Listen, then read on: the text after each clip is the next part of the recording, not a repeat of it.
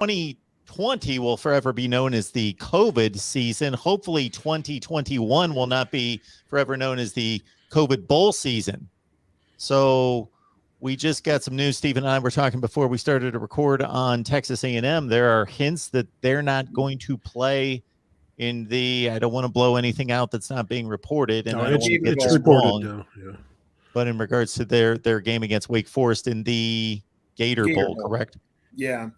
And they're hoping to find a replacement team. So if another bowl team drops out of their game, then maybe Wake Forest would be matched up against a team from another bowl game. You got to figure there is constant communication, since ESPN has the rights to just about all these games through a network of producers and programmers at ESPN and coaches and whatever, on the scene athletic directors and conference commissioners to keep, to match teams up this year if it's at all possible. So, I guess we'll have to wait and see what that looks like. But as of right now, it doesn't look good. Dennis Dodd tweeted out that the teams that are playing in the championship games have now been told, let me see here, that they don't need to report to the championship sites until December the 29th. The games are actually December the 31st.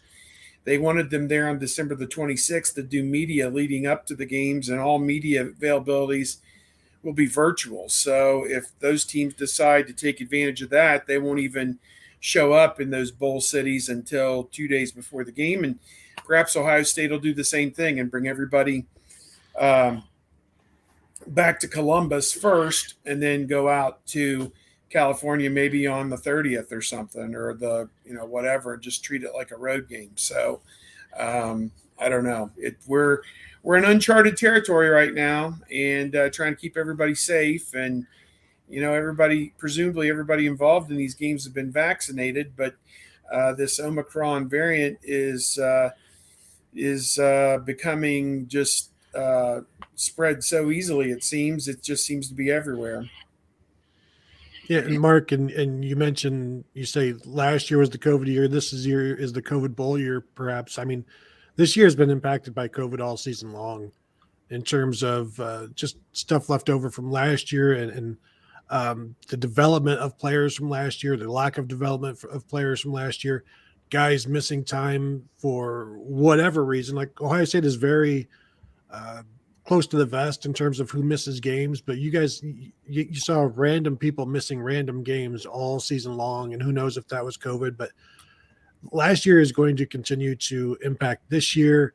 And even with the extra year that was granted last year, like last year is just going to continue to be a part of college football for the next few years. And this year you're seeing just, like I said, lack of development. And I think there have been many games missed because of it.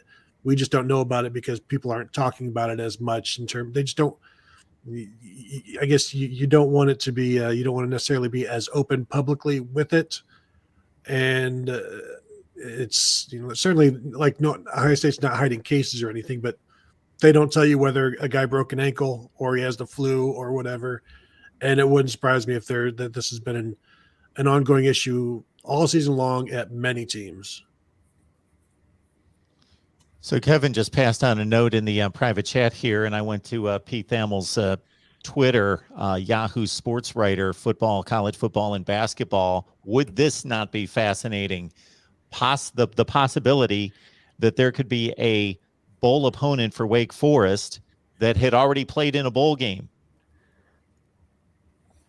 I think it'd be interesting. I mean, you can only judge so much that you see on Twitter and the immediacy of all that, and saying that if they can't find a team that is orphaned because another team pulls out, that, what would the next step be? Going to the 5 and 7 teams? I mean, that, how quickly can Rutgers get put together? I mean, so at least if you go with a team that's already played a bowl game at this point, yeah, they've gone through. You kind of know where they stand physically in terms of a lot of these aspects, but you're not going to get much of an opportunity to do a lot of film study of what this game is a December 31st game, December 30th. I mean, even if a team was announced right now, I mean, you might almost have a normal week to get ready. But yeah, it's interesting to see what happens in that type of situation. How about a little BYU versus Wake Forest? I'm just trying to.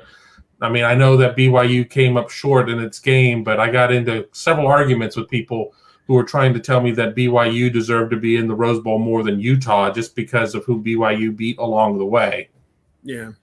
I'd say draft Coastal Carolina. I mean, that'd be a ready-made rivalry type thing, and right down the coast there, Gator Bowl. So those two would be the most recognizable names, the most attractive names that people would latch onto that have already played. Because obviously it's been a lot of MAC and Sun Belt teams that wouldn't necessarily be the type teams that you would match up against a team that played in the ACC championship game normally. But hey, 13-1 Louisiana's looking at you like, what about us? We're ranked. Yeah, that's right. They are. Forgot about them. So they can play 2 games without Billy Napier. Yes, exactly. I mean, hey, do they have their head coach yet? Or did they name him? Yeah, I don't That'd be a remember nice who head that start. was. I'm not sure. I'm blanking on that one. I did see a suggestion on Twitter. What about Bishop Sycamore? Yeah. They could probably play a game every day. Just go to a different city and play all sorts of bowl They have games. like 2 different teams. They have guys that can change uniform. They can do whatever you need. Whatever you need out of them. They're like a temp football team. Cheryl's in the live chat. Good to see Cheryl as always. Thank you for being here, Cheryl. For Steve specifically, everybody else back off. What are your thoughts on Kaden Curry, another Bosa kid? Yeah, I saw there were a couple of questions about Kaden Curry, and he committed to the Buckeyes last Tuesday on the eve of National Signing Day and picked the Buckeyes, ended up signing with Ohio State and picked Ohio State over Indiana and Alabama.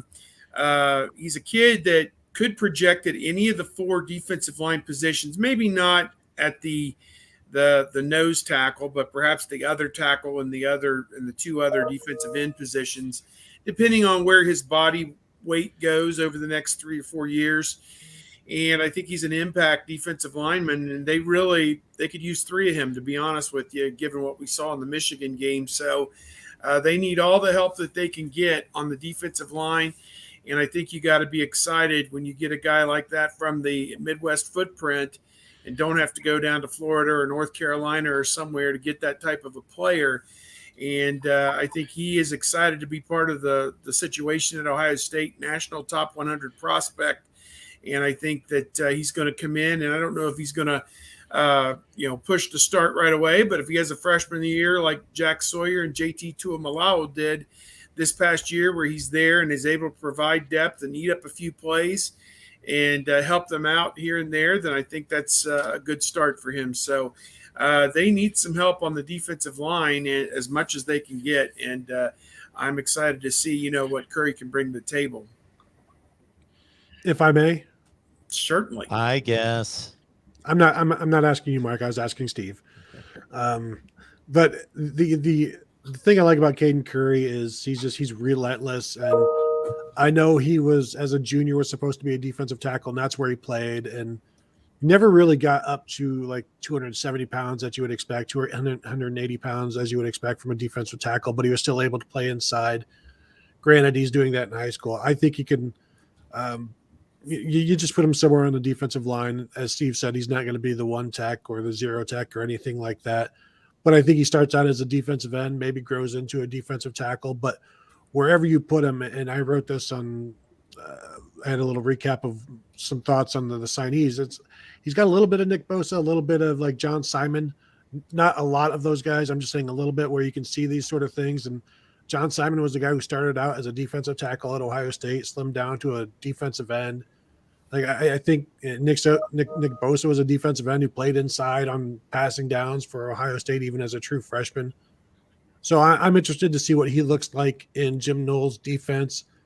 Is he a guy that, they'll do some 3-down lineman stuff? Is he one of the ends and that sort of thing? I mean, I think Alabama was after him hard. They run a 3-4.